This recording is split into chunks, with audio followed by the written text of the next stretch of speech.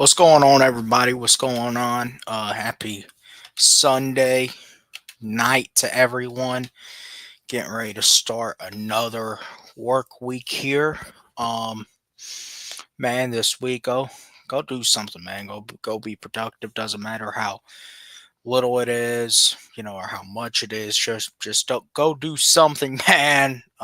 You know the drill, man. Grind never stops. The grind never stops. But I want to come on here today because I wanted to talk about I wasn't planning on going live when I woke up this morning, but I was kind of thinking, I'm gonna go live. I got a little bit of that itch, especially I look at the calendar and man, I it's kind of hard to believe because the Super Bowl was only 3 weeks ago. A week from today, um we're gonna be on the eve of the start of NFL free agency. Um, what I say is one of the wildest, wildest few days of the entire year. Because man, listen, free agency is always where we really get the feel of where our teams are. Obviously, the draft is a big part in that, and all the good stuff leading into the season. But free agency is really where we get that big feel, and especially those first few days of where our teams are. What is going to make or break our teams for that season. And this year for the Falcons, I obviously think there's a big consensus regardless of where you stand on certain individuals or what position in particular this team needs to address and make a top priority.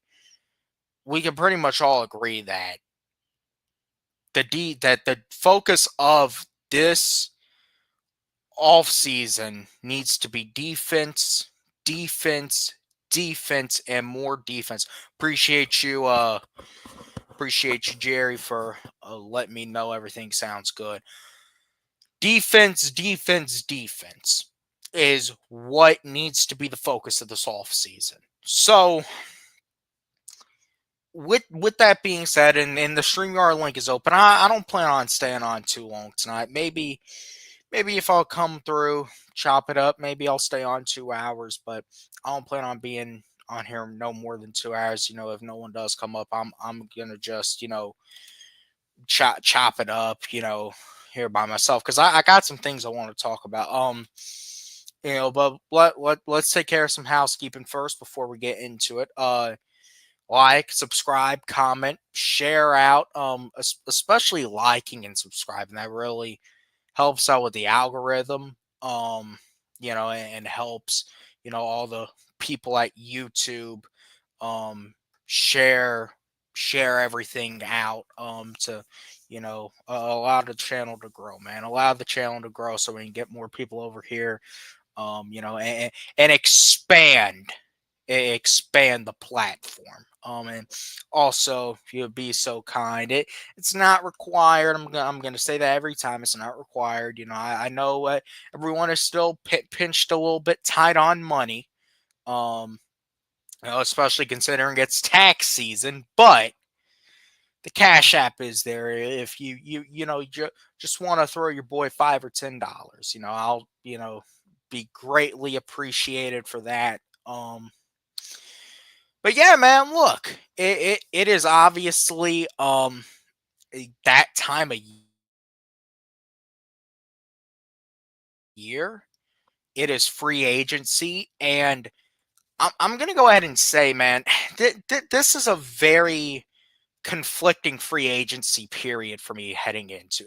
Honestly, man, really, kind of after the Super Bowl, it's gonna kind of sound funny. Obviously, Sundays without football are not the same, but I've kind of gotten a little disconnected from things and out of the routine. And looking here and seeing where a week away from free agency is kind of a little hard to believe because it feels like the Super Bowl was just yesterday, but that's how life goes, man. That's how life goes. And before we know it, it will be early September again, and the Falcons will be back out on the field. But in the meantime, man, we got these next several months that are needed to improve this team in ways that I don't even think can be described, especially on the defense side of the ball. And there's good. It's not going to be a perfect off season. I'm going to go ahead and say that. I think the ideal off season is you address every single spot on this and let's be honest, we got holes everywhere on this defense. And although, I will say I feel like for the most part the offense is set. Still they're going to have to go out and add a little bit of depth to offense. They're still, definitely on a smaller scale than the defense, but you still have to have that balance. And that's, how things go. But I think the overwhelming of us would say the focal point of this offseason overwhelmingly needs to be on the defensive side of the ball. We do, for the most part, have the offense set. And Michael Penix, I feel like, is poised for a big 2025. As I always say, as long as everyone stays healthy, the offense doesn't worry me. Drake London will go off. Bijan will do his thing. Mooney, what you call it, Ray McLeod. I believe he still has another year under contract. Hodge is a free agent. I would love to million at him. You're gonna have to put a little bit more mustard on top of it. But I don't think it's outrageous to get. And also, I did a stream a couple weeks ago where I basically laid out how I would approach the offseason. I guess you could maybe say this is in an instance, rehashing that, but I don't really think of it that way because number one, things have changed. The NFL Combine just wrapped up. We kind of have a different sense of what the draft is going to look like. And I want to talk about the draft in a minute. I might even run a mock draft in a little bit. I may run my first mock draft of this cycle. And we're going to be doing a lot. I'm maybe doing, something, we're going to call, I kind of tried to do it last year, mock draft Sundays. And really just kind of seeing these prospects for what they are, especially as we do close in on free agency. And I'm going to go ahead and say, I think where the Falcons go in free agency, this is going to be one of those years where the Falcons go in free agency should dictate what they do in the draft. And I think there's a very good chance it will. Now, is that for certain? No, it's not, because as we've seen, the Falcons have double dipped in both free agency and the draft, particularly last year when they got Kirk Cousins in free agency and then they went and drafted Michael Penix in the draft. So the Falcons have shown they do double dip, but I think this has to be one of those years that you understand, regardless, there are a lot of holes on this defense. And obviously the big one is the pass rush. But the pass rush is not the only hole. It's probably the most glaring and obvious one because it's been the Achilles heel of this team for the past well over a decade now, with the exception of 1 year from Vic Beasley, which was the Super Bowl year. We haven't had a premier edge rusher here since John Abraham walked out the door after the 2012 season. So we need to, I think it goes without saying, we need to go out and try and find that answer this offseason. But this is not going to be a perfect offseason. Though there is a likelihood that at least one position, we're going to look at it and say, did we do enough to address that? Or are we just, trying to rely on the guys we have? There's going to be a position where they do that. You look at the cap situation, and with the increase in salary cap, the Falcons, I believe, when we did the video where we manifest the offseason, The Falcons were projected to be 10 million over the cap. They're now only 5 million over the cap. So it definitely helps. And I'm gonna be honest, that big large portion of that, I guess you can really dictate what it does. Probably, it does give you a little bit more flexibility. I do think that it's gonna be pretty easy to get under the cap and get in that net positive, and pay for your draft class. As far as being the big players in free agency that you were in 2023 and you were last year, I don't know. Now, I think if Terry really wanted to make it work, I think he could. I think if Terry wanted to go out and he wanted to, um, let's say, spend some money, because there is flexibility with 2026, and Terry, because let's chop it down for what it is. If Raheem Morris and Terry Fontenot, if the Atlanta Falcons miss the playoffs in 2025, Raheem Morris and Terry Fontenot are gone. They're adios. They're no bueno. They're out of the door. They're gone. So they understand. I said this. This is the most important offseason of Terry Fontenot and Raheem Morris's careers. They have to get this thing right or they're out of the door. It's all or nothing for this Falcons team. It's either you make the playoffs, you're playing January football, or you don't make the playoffs, everyone is gone. That's the situation we're faced with heading into 2025. Now, I do want to talk a little bit. I want to talk about free agency and really what we could see from the Falcons in free agency, because I think that you gotta obviously go through free agency before the draft. Really, after free agency, you have a good idea of where you should really, where do I go? Where are we going to fill this gap in the draft? What should we be looking for? I think I would personally the Falcons to try and address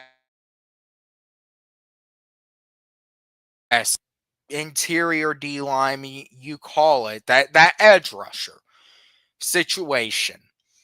I think there's a very real possibility that could be addressed through free agency. Now, I will go ahead and say that I don't know how active the Falcons are going to be able to be in free agency. I'm not saying it's going to be like able to do crap the first few days. We actually had to see some of the guys we weren't able to resign, like Foye Aluakon, them getting big deals with other teams. I don't know if it's going to be that, but I wouldn't be shocked if it feels closer to that than it does to what we've seen the past few years, where we signed Jesse Bates the first day of. Let's be clear, and I think there's a confusion, so let's get it clear. Yes, the league year will start at 4:00 p.m. on Wednesday, the 12th, at 4 p.m. Eastern, New York time. Well, once it's 4 p.m., the 2025 league year has begun. However, free agency starts, the negotiating window where you can agree to terms on deals. That starts at noon next Monday. So not this Monday, but next Monday. It all begins, and I'll be live next Monday tracking what the Falcons have done. I hope there is stuff to talk about the Falcons have done. Do I think the Falcons are going to be able to make a big time Jesse Bates or Kirk Cousins signing? I don't know. I wouldn't put money on it, but hopefully there's at least something to talk about. But I will say the Falcons and all the talk we've heard out of particularly Raheem Morris I haven't heard anything so far that I would say is dismotivating. They're saying what we want to hear. They're saying passionate about it. They seem to be making defense a prime goal, which all I gotta say is they better be, or they're not gonna have jobs. And they gotta get something straight with this defense. Now I did say I get the feeling they're gonna try to address that edge rusher through free agency, even though there are a lot of good edge rushers in this draft. This is a very heavy edge rusher draft. The Falcons are not going to be in a position to get Abdul Carter. He's not making it out of the top 5. The Falcons are not going to be in a position to get a Mason Graham. He's an interior D lineman. You're not going to be in a position to get him. He's not making it out of the top 7. And plus, I do think, we need to look at it as the Falcons are not about to go crazy and completely reshape this thing. They're not about to go and pick up 4 new defensive linemen and edge rushers. Because number one, you got Rukaroro, you got Braylon Trice coming back from injury. They're pretty much going to probably treat him as a rookie. And you got Zach Harrison, who I think when you're talking about development, all 3 of those guys in their developments, particularly Rook, who I'm really intrigued to see how he develops with Jeff Ulbrich and Nate Ollie, the new defensive line coach, as well as Zach Harrison. Those are going to be some guys that are really expected to make some big year 2 and 3 leaps. And I think the Falcons are going to put a little bit of stock into that. What the Falcons are going to be going out and looking for, I think, is really that guy that can set the edge. That's not Arnold Ebiketie, and that you can't trust that to be Braylon Trice. Those are rotational pieces. Those are guys that you rotate in and out. Arnold Ebiketie is a very, very solid rotational piece. You rotate him in and out, and he can get about 7-8 sacks for you. Heck, now I say, if AK can get it going all year, because we've seen the past few years, AK really slack until about week 8, week 9, and then we kind of see a little something like we saw out of him in that Chargers game. Or like we saw out of him, he had some solid games down the stretch. But even like, for instance, in the game versus Washington, the game versus Carolina, okay, if Arnold Ebiketie is going to be that game changer, then where the hell was he when we needed to bring down Jane Daniels? I think that's what we got to think about. That's what we got to be talking about. We need those guys that can show up in those big spots, can make those big plays that are big game, big time. They don't. I think the closest thing we have to that is Jesse Bates, but even Jesse Bates in that Washington game, Carolina game, and spots, and I'm not putting it all on the players. The scheme had a large part to do with it. The scheme the Falcons were running last year, with it, whether it was, I think it was honestly probably a brain trust between Raheem and Jimmy Lake, and it did not work out. That led to the disaster that was the 2024 Atlanta Falcons defense. At least with Jeff Ulbrich, someone who, has had time to mold a defense under Robert Saleh, a very good defensive mind in this league. I would hope that Raheem is actually going to let him run this defense, put his defense in, run the defense. I know they're talking about a collaboration. Look, now I will say, I think a Raheem and Jeff Ulbrich collaboration, I would trust more than a Raheem and Jimmy Lake collaboration. When Raheem and Jeff Ulbrich ran the defense in Atlanta in the back half of 2019, the defense was actually really, really solid. They went into New Orleans and only held the Saints to 9 points. They went into San Francisco and, were able to hold them to, that they didn't, get shitted on. So we've seen that Raheem and Jeff Ulbrich, they can work solid together. But the thing is, you got to do it for a full 17-game stretch. Now, I was talking about Arnold Ebiketie. Arnold Ebiketie, and I want to look up his stats, has so far in his career, he had 2.5 sacks his rookie year, 6 sacks in 2023, and 6 sacks in 2024. Most of those sacks have came in the back end the last 2 years. So it goes without saying that if you're going to be a dominating figure, if you're going to be that premier guy, you got to be present for all 17 games, and you got to get more than 6 sacks. Arnold Ebiketie is a solid rotational piece. Now, if you put Arnold Ebiketie in Philly, yeah, you could probably get 9-10 sacks because that's just how Philly is. That's just the type of players they have, and that's how they develop their players. For in the Falcons case, we really don't have that. The Falcons are really going to need that game changer. Now, my personal preference would be you find that in the draft. I think this is a draft that is loaded with prospects that, can go out and make an impact. A guy I really like is Mike Green out of Marshall.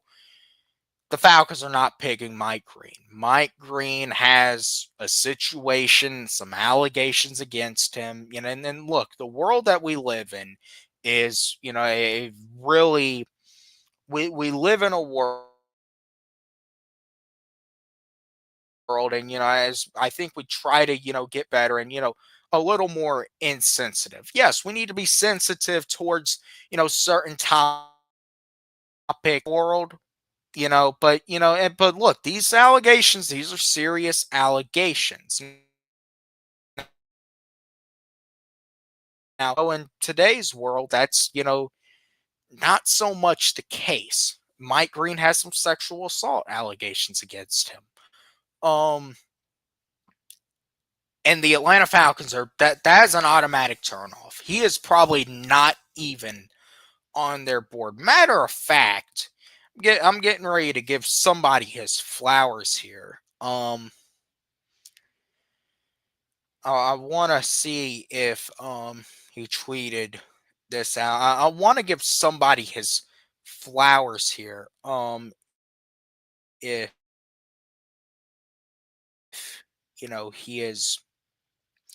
he did post this. Yes, he did. Shout out to Jeff Benedict on Twitter at JMB underscore CU16. Shout out to Jeff Benedict. He's been all around, this city, man, coached at Westlake, was on 92.9. He does his own thing now on social media. So shout out to him. Go follow him on Twitter or X, whatever y'all call it. Shout out to Jeff Benedict. Where he actually said, in response to Mike Green, a report that Mike Green potentially was on the Falcons board, he said that it's not true, and that he was not on their draft board. So shout out to JMB underscore CU16 on Twitter for that information. I will say that is right up the Falcons' alley. The Falcons are not going to. They're not. I'll put it this way: the Falcons are the type of organization that if you let's say you're out, you're running errands, you've had a long day, you're just hungry, it's about 2-3 o'clock.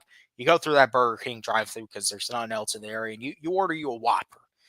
You chat out on that Whopper, and then you just throw the Whopper wrapping of the Whopper right out the car window and just go on with your day. If the Falcons find out you did that, if Terry Fontenot finds out you did that, He ain't drafting you. If you're 5 minutes late to helping your grandmother move, the Falcons are not drafting you. So you basically get my point, and it's kind of ironic considering just a couple years ago the Falcons were all in on Deshaun Watson and still didn't get him. Which you can't say was the worst thing to happen because it was far from it for the Falcons. However, still, that's the type of organization the Falcons are. If you have any potential yellow flags about you, forget red flags, any potential yellow flags about you, they're not drafting you. They would rather draft a punter in the first round than probably draft someone like Mike Green. It's sad, but it's true. But I'll say this.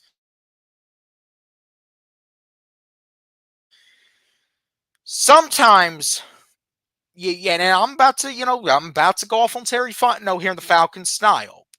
Sometimes you got to look at what the successful organizations are doing, what Kansas City is doing, and what Philadelphia is doing. Yeah, they get players who maybe have some red flags to them. Maybe there's a little bit of uncertainty as far as their track record goes, but they're willing to work with those players because they have a good infrastructure in place.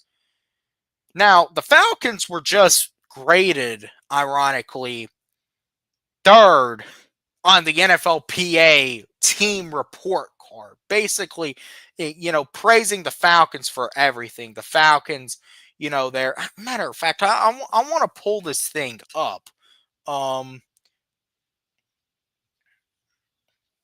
want to pull this up because I really want to look at this. Yeah, the Falcons got they were one of only 3 teams I think to get an A+ or something. It was them, Minnesota, and Miami. Miami's kind of shocking that they were number 1, but the Falcons get an A+ for a coach and an A+ for an owner. Now let me go ahead and say I would like to argue with both of those. But there's no denying that Raheem Morris is the type of guy. He's a rah-rah guy. Matter of fact, this motherfucker was just with Bijan Robinson in Barclays Center the other night. I don't know if it was at some Nets game or some concert, but they were hanging out the other night.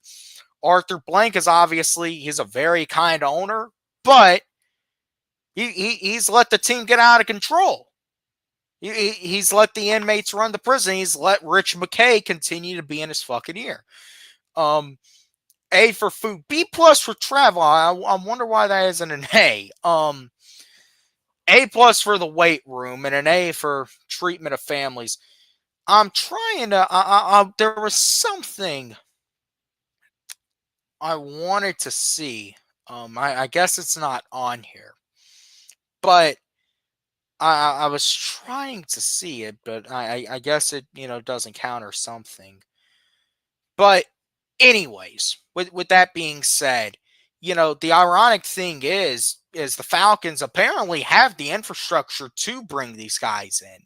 They have a head coach in Raheem Morris that is a player's coach. They don't. One thing about the Falcons is they don't necessarily have, it's not a toxic. Well, I don't want to contradict myself. It is a toxic culture of what goes out on the field because we haven't made the playoffs in many years, and we all know what the defining moment in this franchise's history is. But as far as the current players on this team, I mean, look, this is a team where, they don't want anyone out there going out drinking on a Friday night. And in a city like Atlanta, where you got Magic City, you literally right down the street from Mercedes-Benz Stadium, it's really tight knit. They really keep their heads down. Now it hasn't translated into wins, but you would like to think it, especially having someone like Grady Jarrett. I want to talk about Grady Jarrett in a second. And really trying to be especially veteran centric the past few years. You would think, okay, we can't take a chance on this young buck this young buck who wants to come in and, has a little bit of fire to him and can be feisty. But at the same time, if you're going to be a successful team in this league, you got to have that fire to you. Philly has that fire to them. Kansas City has that fire to them. Hell, even Tampa in this own division. The thing with Tampa, and I've said this time and time again, Tampa has a fire to them, and I really don't know how else you look at it, but Tampa has a fire to them. Tampa can be 4-6, 4-7 on the season. They got guys in that locker room that really have that fire and have that edge to them. Yeah, maybe it gets them in a little bit of trouble. Maybe they have some court dates. But they get that fire to them. They have those personalities. The Falcons, they don't want those. They want those personalities, but they don't want them to be outspoken. Now, I think it goes back to a guy like Julio Jones. Julio was really kind of a complex guy because you think, oh, he keeps his head down, he goes to work, but then you look at how the hell he got up out of here. So it's really what makes things complexing, but you're going to need at some point a culture shift. You're going to need to add some edge because that's really the only way you can win. And if you can get a guy like Mike Green at 15, I think you can do that. But I think regardless, you're going to need to address this edge rusher thing. Now, I will say that, going and getting a guy who's already proven himself, I think that could also work as well. There's several guys out on the market. And I think that what we're looking at, with what flexibility the Falcons will have first off.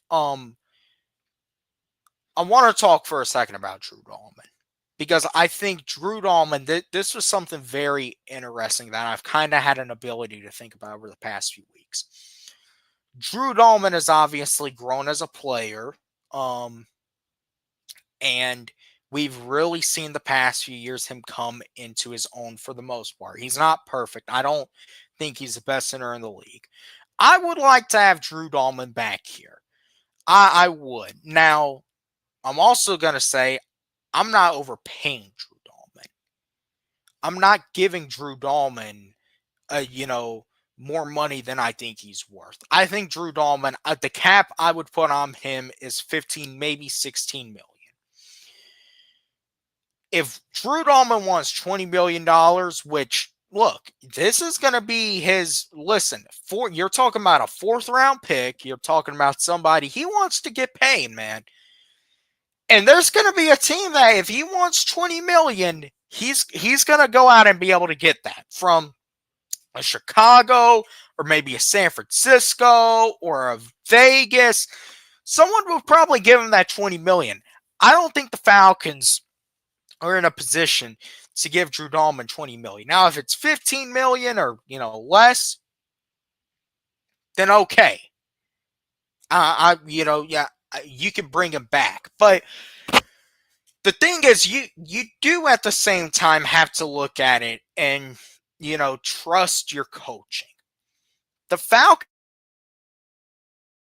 O-line development that we have seen, the O-line coach, Dwayne Ledford, and what he has been able to do with these guys, it cannot be understated.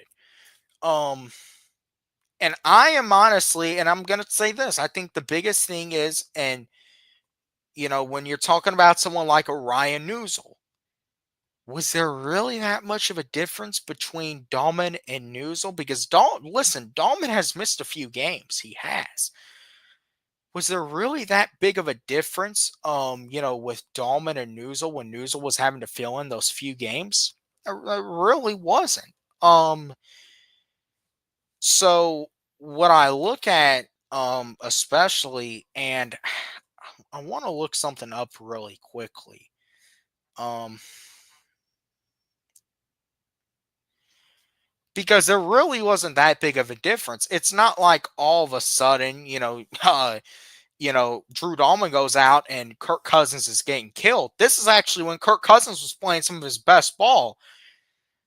And one of the big criticisms about Drew Dalman or Ryan Newsel is, well, he's not a really good run blocker. Is he as good of a run blocker as Drew Dalman? At this point, probably not. But when the Falcons went into Charlotte and ran for 200 yards on the Panthers back in October, Ryan Newsel was actually filling in at center. So there really wasn't that big of a difference.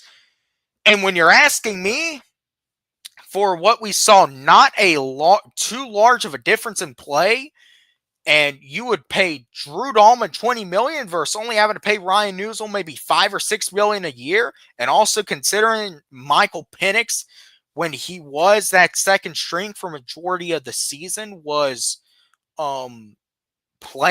taking snaps from Ryan Newsel.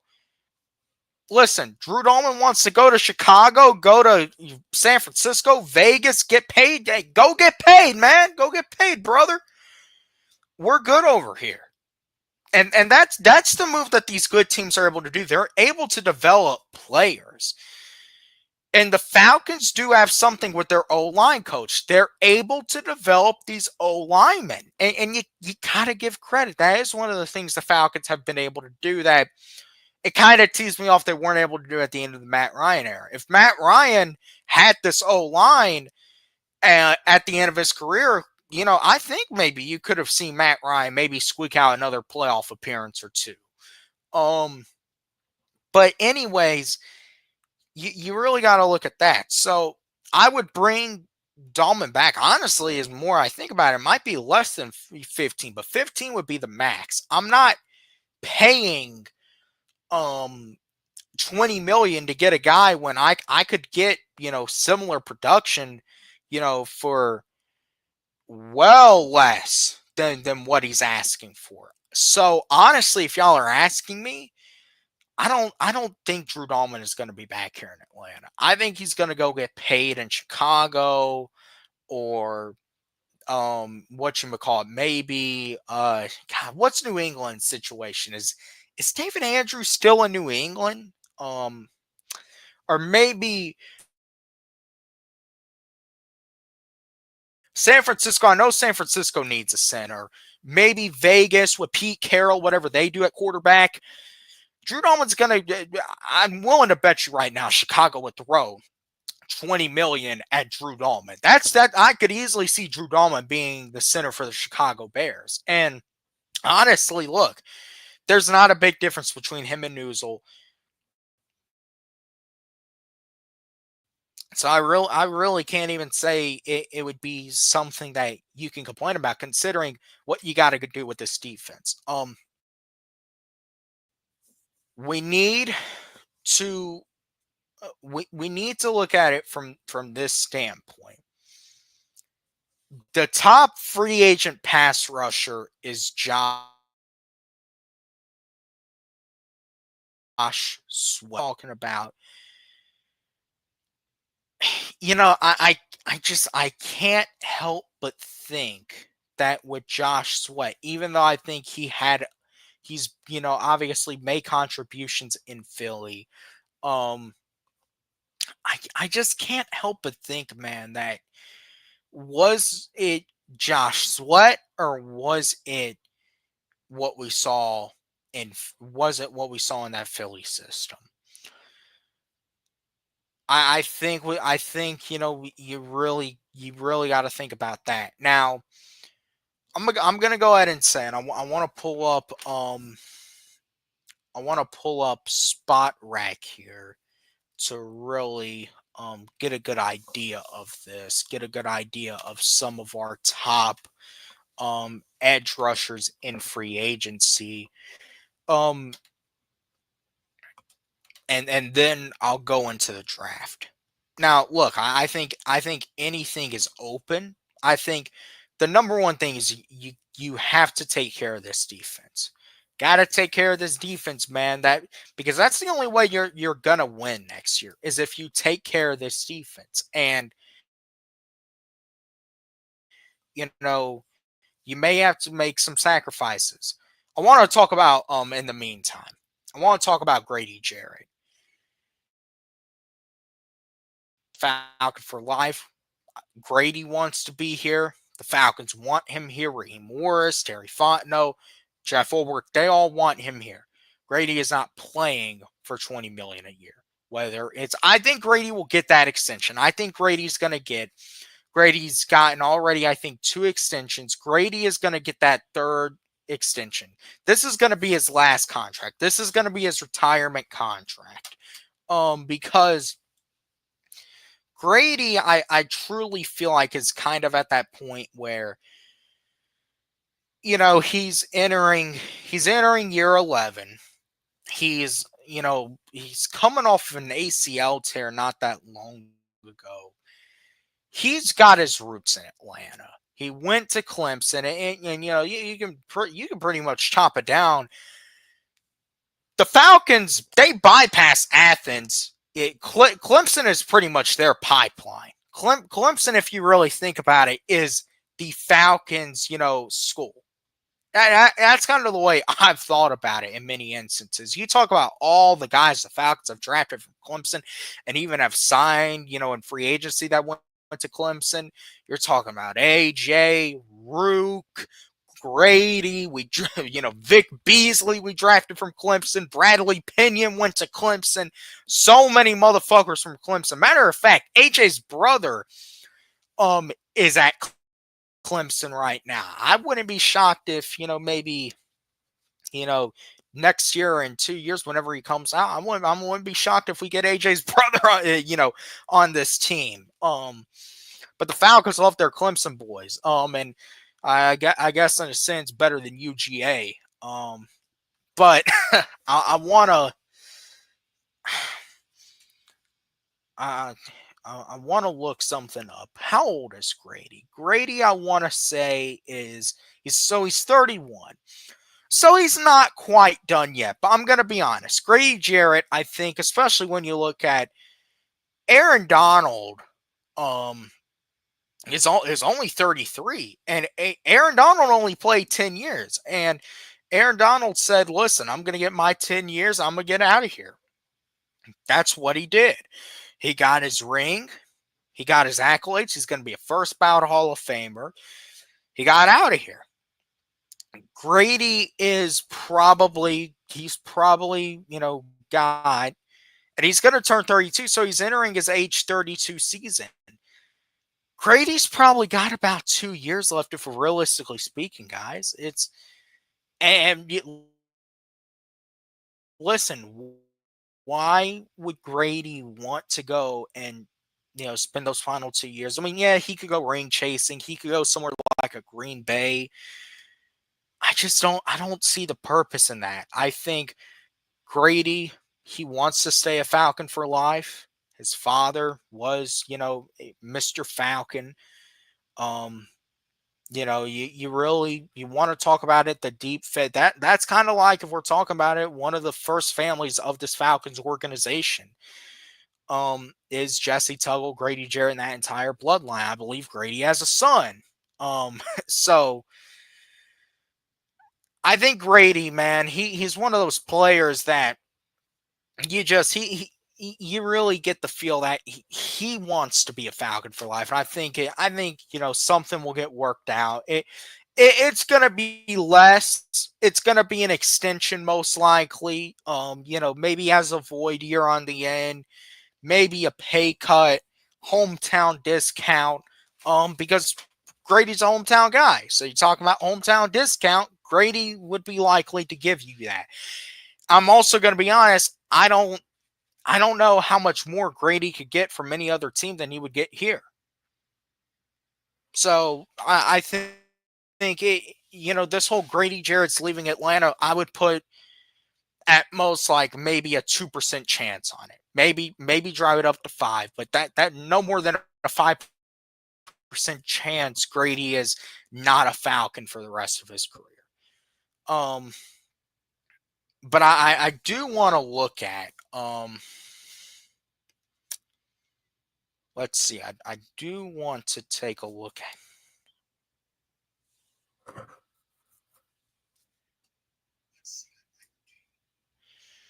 Okay, I think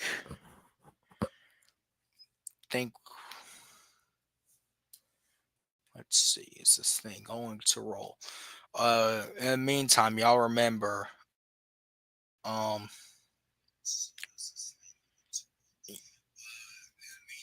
uh, y'all remember, of course, man. Subscribe, support the channel. You know, any way you do, greatly appreciated. Um, you know, it's we're really getting down to it. We are really getting down to it.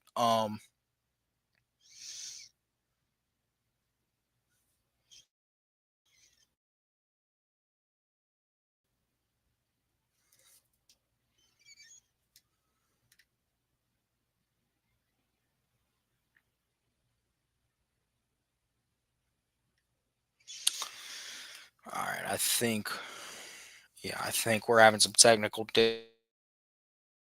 difficult.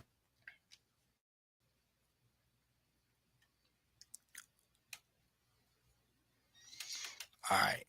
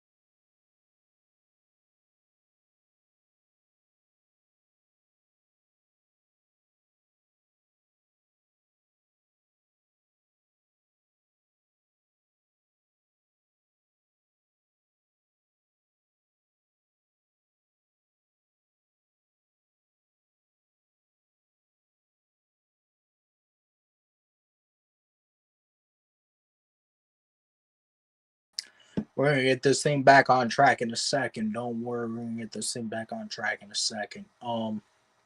Meantime, man, y'all know the drill, man. Y'all know how this thing goes. Like, subscribe, share it out. Cash apps there if y'all are so kind. About to get this thing back on track here in just a second.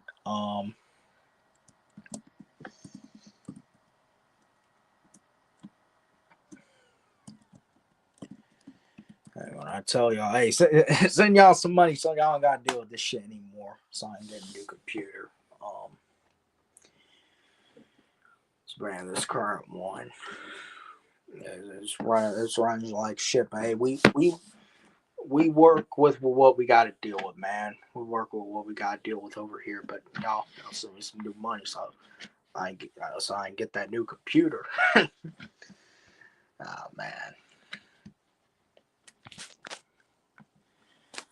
Let's see. But no, man. As I was saying, Brady's going to be one of those guys. He's going to be a Falcon for life. And it's really hard to imagine him playing in any other team's uniform. I know we said that about Matt Ryan. We said that about Julio Jones. We've said that about other guys. But, I mean, you look at it, I think especially with you look at who is here now. If this was Arthur Smith and this was Ryan Nielsen, I wouldn't be shocked if maybe they said, Grady can go. It hurts, but we don't need to do with him. We can get a little younger.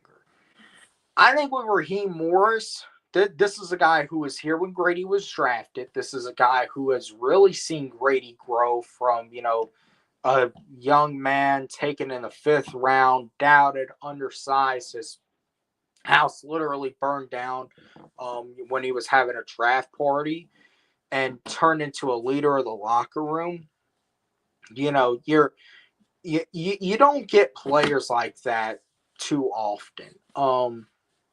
So I think Grady is going to be one of those guys. He's a Falcon for life. But you got to get something worked out. I think you got to get something worked out. He can't play on $20 million because, as we've talked about with this cap situation, you got to improve this team, and you got to pay for your draft class first off. But you got to improve this team.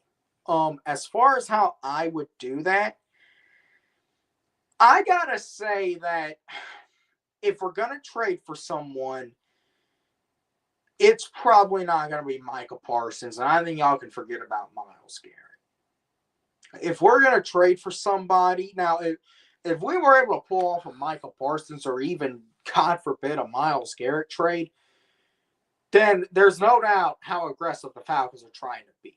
But if the Falcons are going to trade for anybody, maybe it's someone like a Trey Hendrickson, or a guy like Harold Landry was actually available on the market. And I do believe the Falcons have had past inquiries about him. So he could be a guy potentially that maybe the Falcons want to look into. I believe he's 28. But the thing, and I wouldn't imagine him costing that much. The only thing is, when you look at the Matthew Judon trade, and I want to talk about that too, Matthew Judon and Justin Simmons. Now, look, am I saying there's no way in hell I wouldn't take either of them back?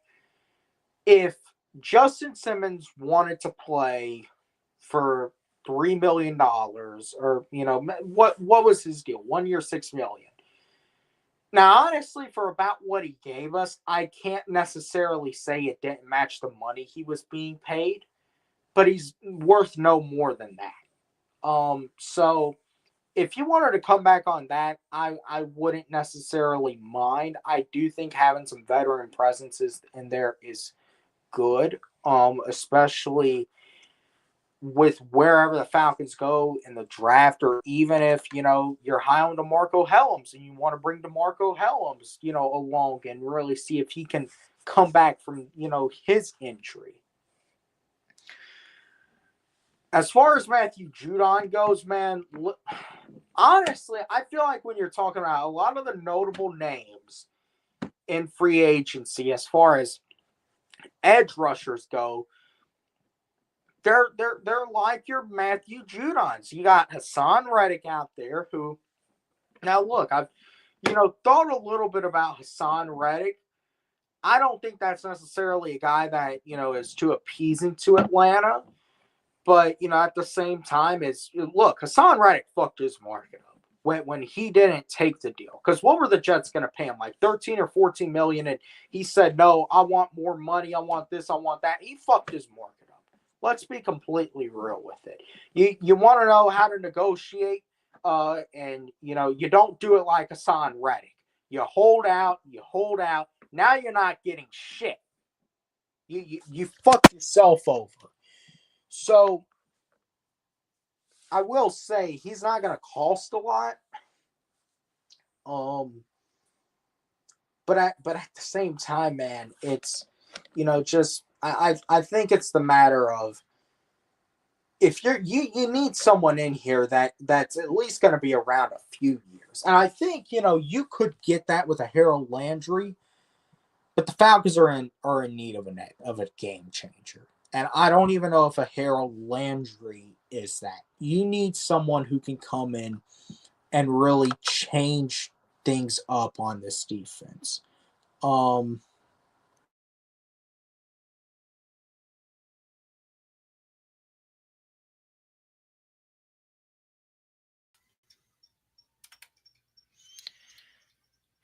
Okay. All right. Here we go. Back, back to normal, back connected. Let's see how long it stays this way. Hopefully the rest of the stream. Gonna try to get off here soon. As far as that, Matthew Judon, the Hassan Reddicks and the Matthew Judons, players like that. I'm gonna need someone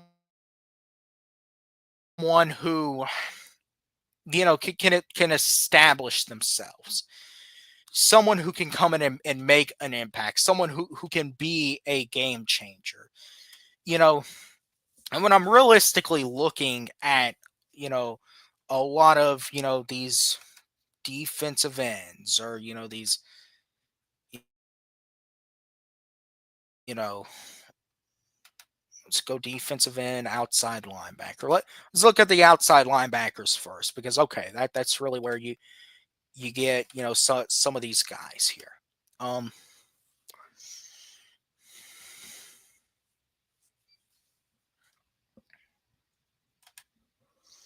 okay.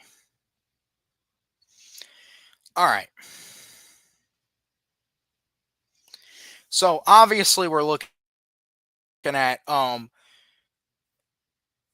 Mack. Listen, Khalil Mack 5 years ago, absolutely. Khalil Mack now, no. I think I really don't know much more you're getting if you were to just bring a I mean, look, Matthew Judon had um 5.5 sacks last year. It's not like Matthew Judon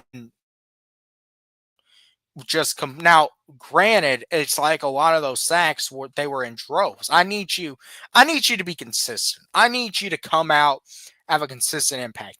You can't just come out, and have, you had a solid first few weeks. You came out, you made some plays versus Pittsburgh, made had a sack in the Philly game, and after that, you didn't make your presence known again until really when the entire defense as a whole started to come on. You had a big game in that Giants game, but even still, I look at it, and pretty much now, Hassan Reddick's a little younger, a little bit more too. The market value is, you know, what what the spot rack have his market value at, and then you really get down even more. I mean, you see Lorenzo Carter there, who I think is going to be a guy that's gone. Um, God, man, what market value isn't coming up? Okay, here we go. Hassan Reddick, his market value it hasn't loaded in yet, but I'm going to say this: this dude absolutely fucked his negotiations up, and there's no way in hell he's getting what he wanted originally from the Jets. So the you want to look at how to fuck yourself over. That's what Hassan Reddick did.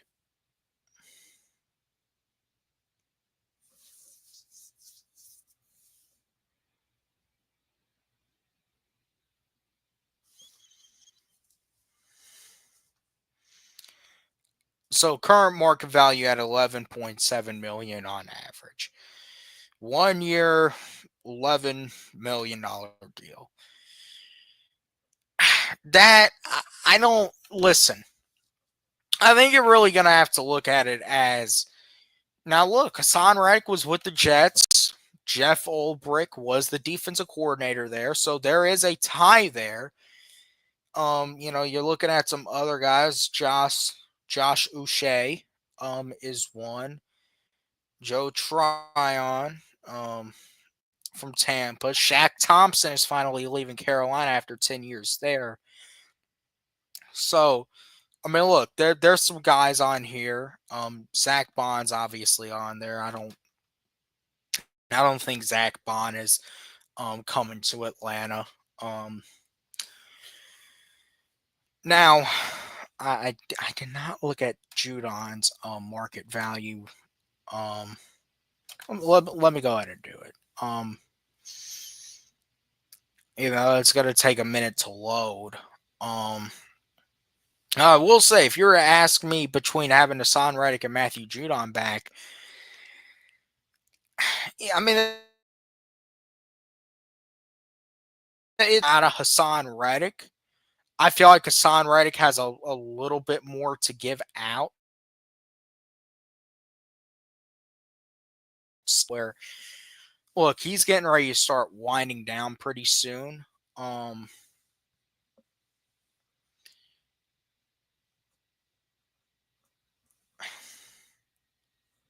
However, I think if we're looking at it, the Falcons I don't think are getting Micah Parsons, or I do not think are getting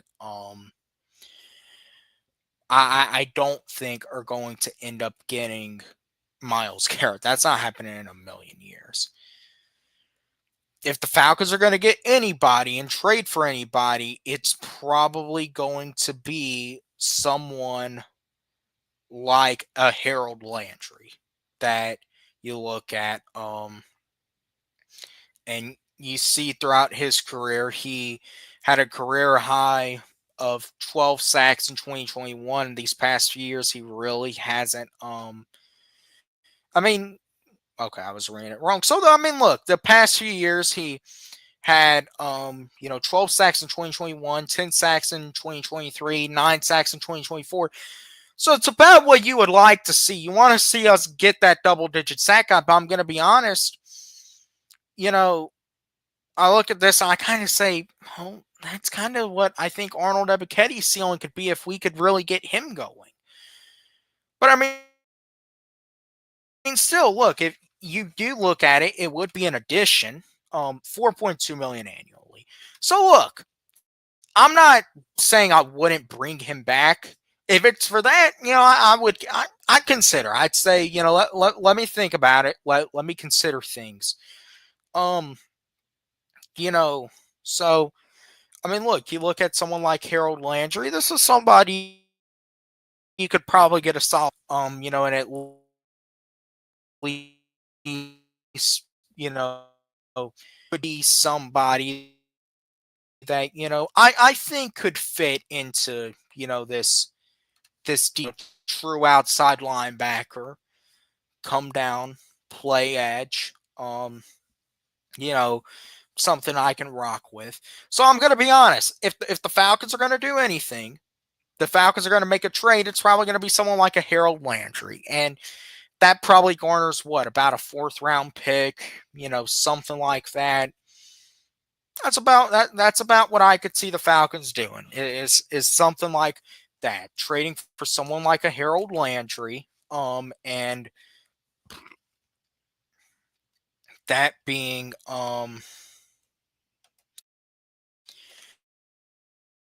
edge in general. I did not see where it said edge. So we're gonna look at just maybe a few other options.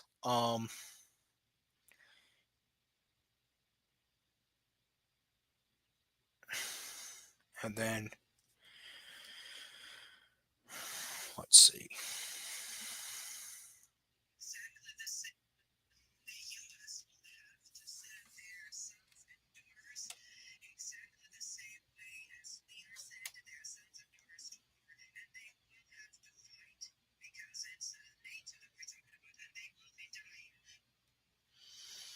Okay, let me see about.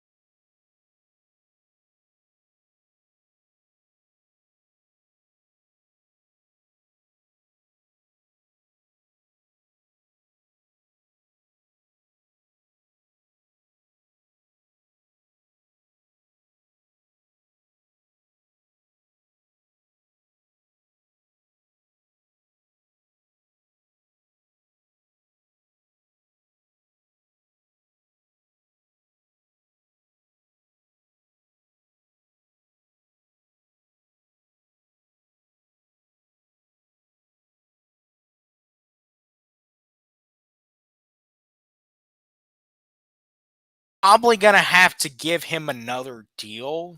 You're probably going to have to give him a little extension. But listen, this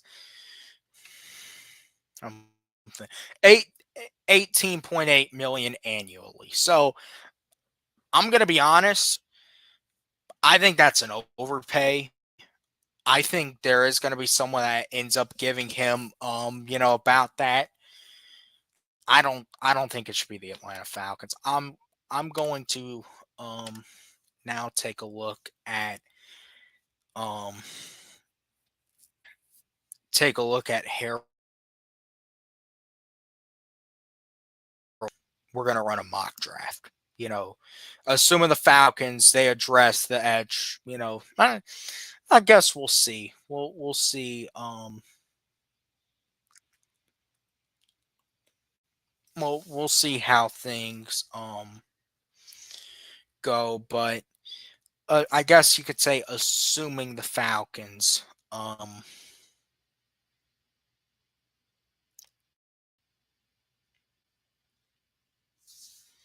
All right.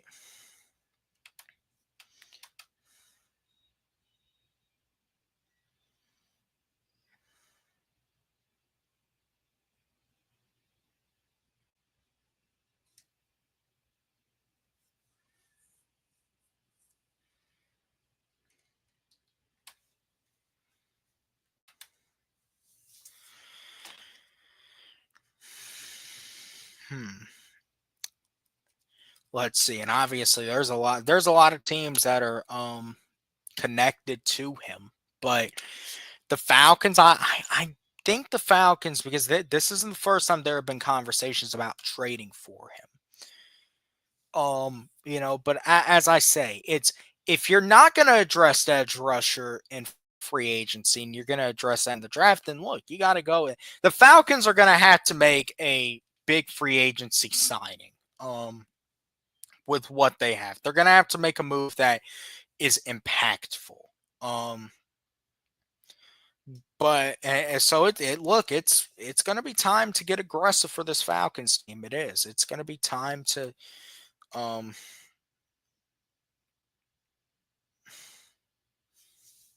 to get aggressive. But taking a look at Harold Landry, um, second round pick in 2018, and really looking at his contract. So he signed a 5-year, $87 million deal in 2022, and he's in the second to last year of the deal. So, first and foremost, he would definitely get a new contract. Um, I would definitely probably say that, and we'd also probably like to see Tennessee take on some of that contract. But regardless, you're probably gonna you know have to consider giving him a new contract with that, or work something out with Tennessee. With where the Falcons are, could it's probably around a third or a fourth rounder that gets it done. And look, that's actually also about what you could end up seeing the Falcons get in a Kyle Pitts trade. Now, I will say, I think as far as a Kyle Pitts trade goes, and everyone knows I've been very vocal against Kyle Pitts, but the more I think about it, I think the Falcons, they do want to keep Kyle Pitts. I think they want um to really, they want to see how him and Penix goes. I think they get mesmerized over that Washington game, and they think maybe that could translate into an entire season. The thing is, we can't buy for that hype again, and we can't be sitting here, regardless of what happens in general next year with this team, with Kyle Pitts and going, we just had 5 years of total waste, and we didn't get anything out of him. When there was still value to him.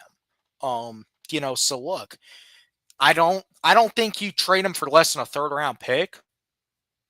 And I think someone would be willing to give that. Deebo Samuel was just traded for a fifth rounder, but at the same time, Deebo Samuel has not been good in several years either, but is also, older than Kyle Pitts. And,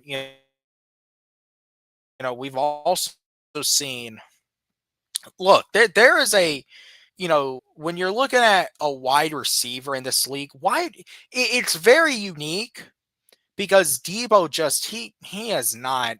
I still think with Kyle Pitts, people are looking at it differently. I think there are teams that would be willing to give something up for Kyle Pitts, would be willing to give up a second or a third round pick. The Debo thing was different because San Francisco's hands were tied with him. San Francisco knew they were getting rid of him and the end was near. So they couldn't get anything for him. Kyle Pitts, it's not necessarily like we have to get rid of him, but we really don't know what the future could be next year. We want to, really see what the value is. A day two pick would be nice. And maybe you could use that in a trade for a guy like Harold Landry. But I think if you're the Falcons, you do have to go out and you have to really add some edge. But I think there's two scenarios you go into this draft with, and it's either one where you have addressed the edge rusher and you're going to go out in the first round and you're going to address another part of the defense, or you haven't addressed the edge rusher and you got to go and you got to address it. So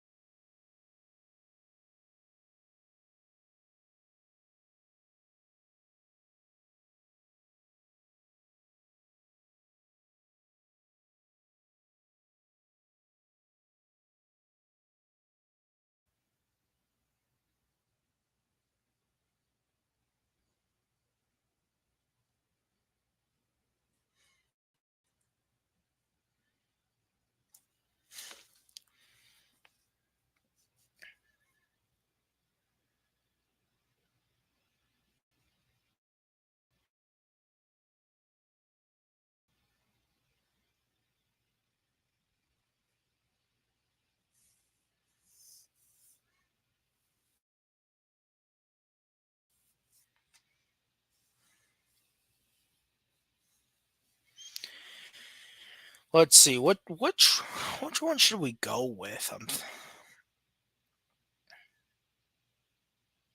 See, I can't stand that PFF put theirs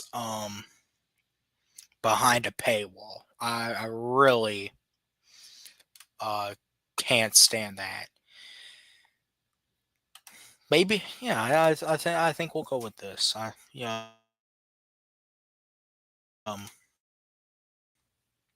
I think we'll do this one. Maybe we'll do some different ones, but I some of these mock draft simulators, man, they just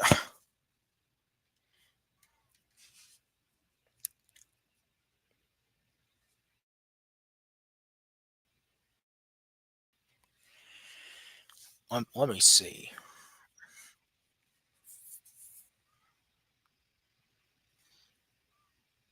Okay, nah, that is the wrong one actually.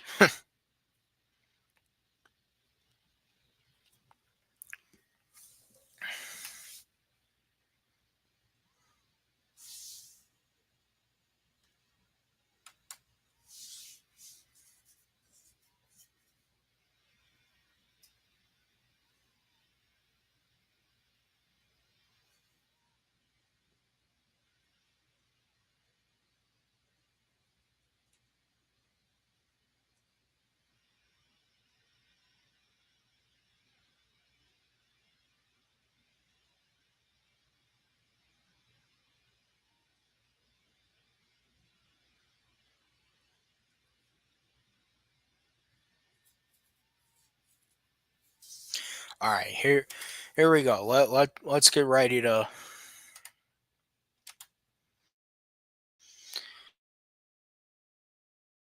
So we're just gonna run one here, just one tonight.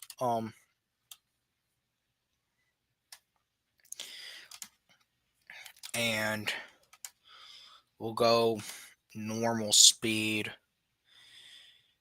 and it started. Damn.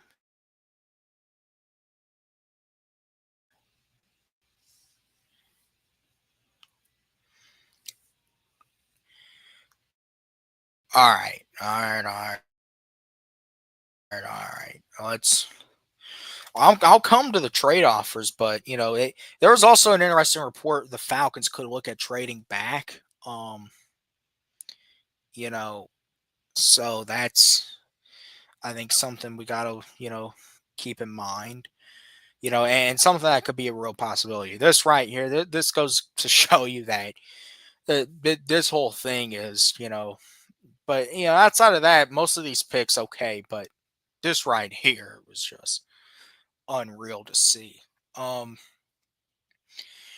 Now I will say Tennessee, I don't. They're a team that the easiest thing for them to do might be to trade out of the number one pick, but at the same time, I really don't know what their intentions are. I think they talk like they may want to keep Will Levis, even though I don't think that's a smart decision.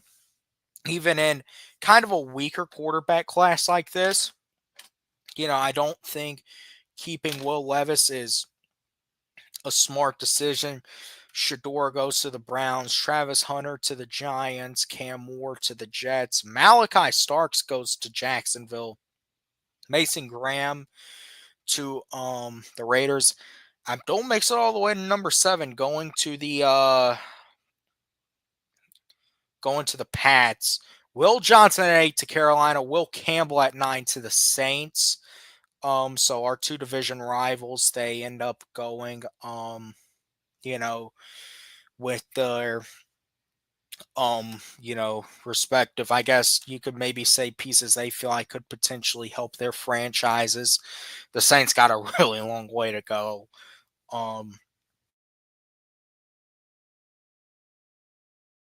So the Niners, Ashton Genty to Dallas, I feel like that could very well happen. Um, to Indianapolis. So that leaves us here at 15 with obviously Luther Bird, and you can't trust these motherfuckers, but I think they know if they do some shit like that, Terry Fontenot will be fired on the spot, or at least should be. I'm taking a look here, man. I'm taking a look at what we have. Don't think he's going to make it to the second round, but if he does, he's a guy I actually mentioned in my last stream. A guy I really like what he's made up with. Um Jalen Walker out of Georgia. That is a guy that I will say I definitely there's definitely a little bit of intrigue there, but there's one guy in particular I'm looking at. Walter Nolan out of Ole Miss is someone who, the defense, but you drafted Ruka Roro, and I think that's really kind of what they got Rook. And Rook, you're pretty much looking at a guy who, I mean, what was it? 6'3", 296. Rook is 6'4", 295. Um, it is pretty much um, that athlete. Mike Green is still here. Now, I will say, it's tough if you were to put me with this because Mike Green, I feel like could really. Mike Green just feels like one of those players that if you let him fall, either Kansas City or Philly will pick him up and he would go off with them. But there's one guy in particular that I'm really, and I actually being could for the Falcons. This guy, it's G.I. Campbell, linebacker out of Alabama. And this is a guy I think you look at the Falcons with Jeff Ulbrich being the defensive coordinator. Um, I really think, now I will say, I definitely think there are ties that maybe the Falcons they bring in. God, what's his name? Linebacker for the Jets. We've been talking about him um a lot. It's sure. God, what the hell is this guy's name? Um,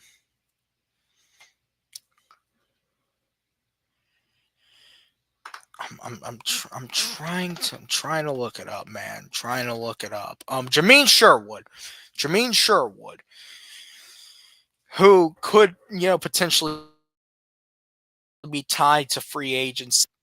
I will say if he is, but the thing about G.I. Campbell, he was actually recruited as an edge, but obviously he's not.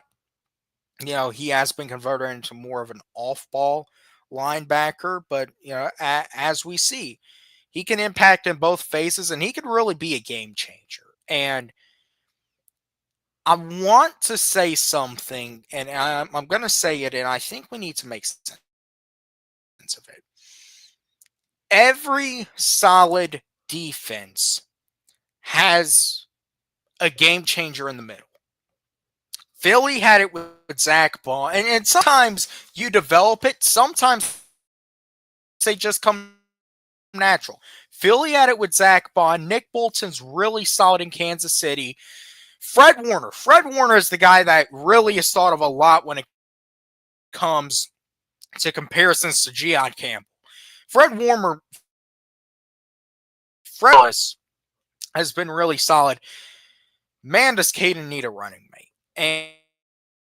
And I don't know how much longer we can look at the Troy Anderson experience and go, this is finally going to be the year Troy stays healthy and, really comes on. Now, if you're asking me at this, I think either Giad Ward or if Malachi Starks is there on the board at 15, those are the guys I could see the Falcons addressing in free agency. Obviously, Mike Green being there, it really, if it were up to me, though, still, it would come down to either comes down to what we address and really how we think about things. How do this and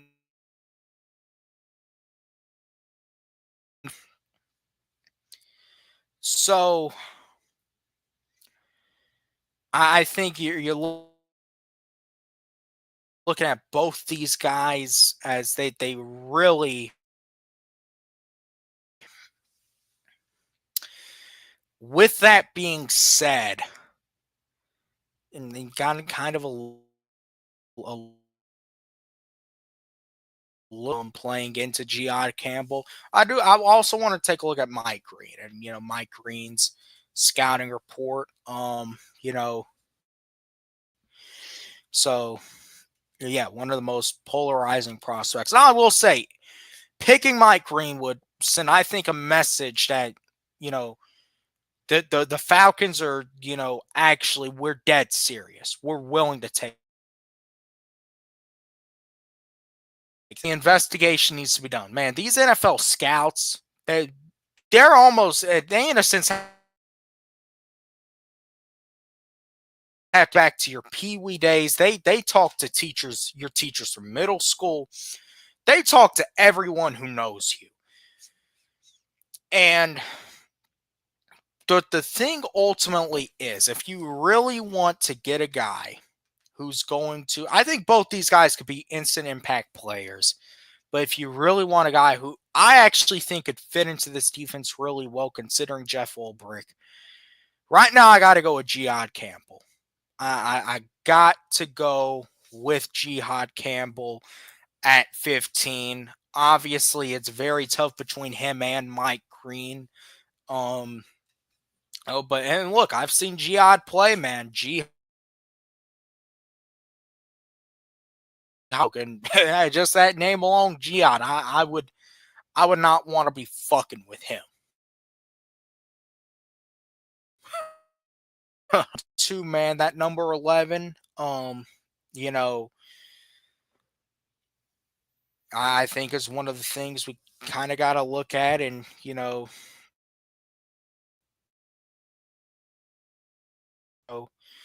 we'll see how it all goes. Mike Green goes to Buffalo. So Buffalo is going to need an edge rusher. I'll say that. Buffalo is going to need an edge rusher.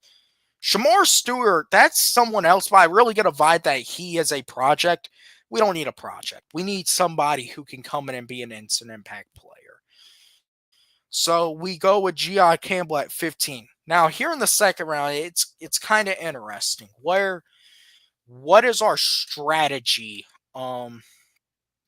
in in the rest of the draft? And I think it all depends on what in free agency. As I say, free agency is going to tell us a lot about this draft. It's going to tell us how we should approach the draft. And it is really going to be a big determining factor. Um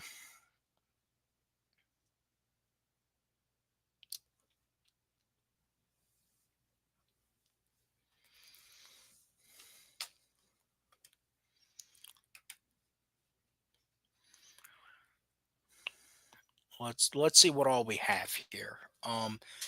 JT Tuamalu out of Penn State. It's still there on the board. Walter Nolan's still there too. I don't think Walter Nolan is gonna be there is the thing, man. I don't think he's gonna be there. Um, you know, if Tuamalu is there, that I'm not gonna lie, that would be a guy. Um, but we'll still see. We'll still see. Because look, you got to improve this front seven.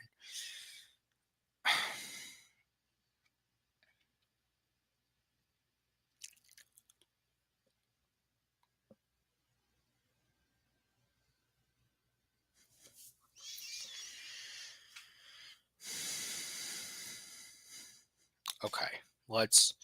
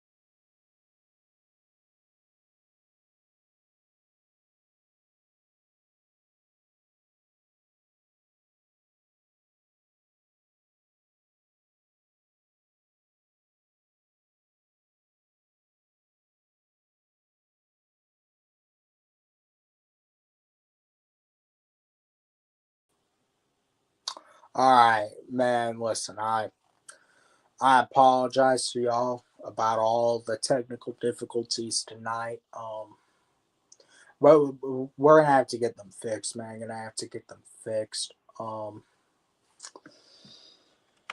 I do want to finish up this mock draft. So in the second round, obviously, y'all saw first round I took Giod Campbell, linebacker out of Alabama. Second round, I took Darian Porter, corner out of Iowa State. And really, the thing with him is that I really feel like obviously we're going to get good feel for the draft. I feel like especially after these pro days and seeing how free agency plays out, is he a guy that's gonna I think if he's there at 46 could be a steal if anything. But you know I look at it and I say, with a lot of these guys, um it's really kind of, it's still kind of tough to say this early. I do want to finish it out, and really see with what we have here. Um,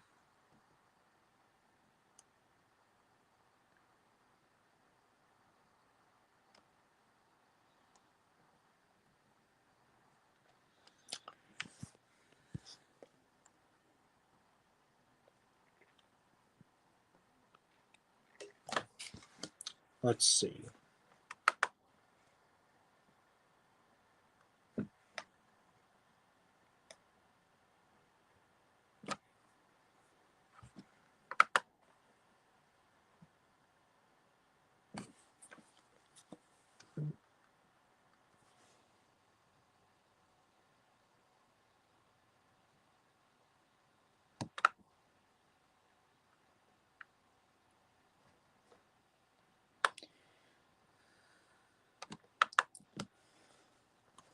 Let's see what we got here.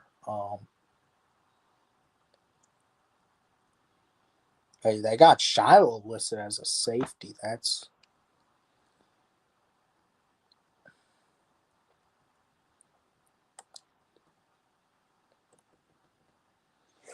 interesting. Let's see where. Let's look at some of the edge rushers.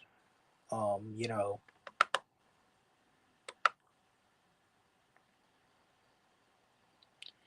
we got here.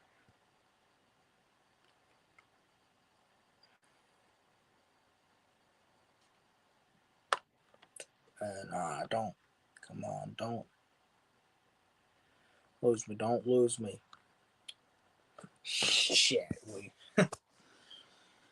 damn man, this didn't go well. Well, anyways, I was able to get 2 picks in, with it. I was able to do. I picked Gion Campbell at 15 and Darian Porter in the second round. We're definitely gonna run some more of these. Also gonna try to get this whole connection thing fixed. Um, you know. So, anyways, man, with that being said, we're going to be doing more mock drafts. Don't worry. And we're going to, obviously free agency coming up. Maybe I'll go live later in the week.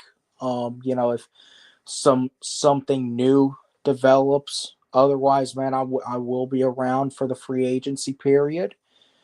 And I'll see y'all then. But otherwise, y'all take it easy. And I'll see you on the next one.